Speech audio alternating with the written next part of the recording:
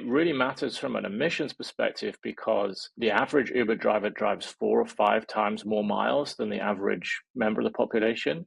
And so if you can get those cars to electrify, they have a massively outsized impact on actual emissions reduction from transportation, which is a real problem sector in general in terms of emissions. Lots of countries, it's the biggest source of emissions for that economy. So they have a really outsized impact there. They have an outsized impact on things like air pollution, given where they're doing those trips. And so we think there's a great return on the encouragement of that transition. And it seems to be going okay. As I said, I gave you some stats earlier about levels of adoption in US, Canada, and Europe, which is our key focus areas. Middle of this year, we're up to about 8.5% in Europe and just over 5% in the US and Canada. That's obviously early days. There's a long way to go to those goals that we mentioned, but it does feel like the momentum is there and we're starting to be able to accelerate.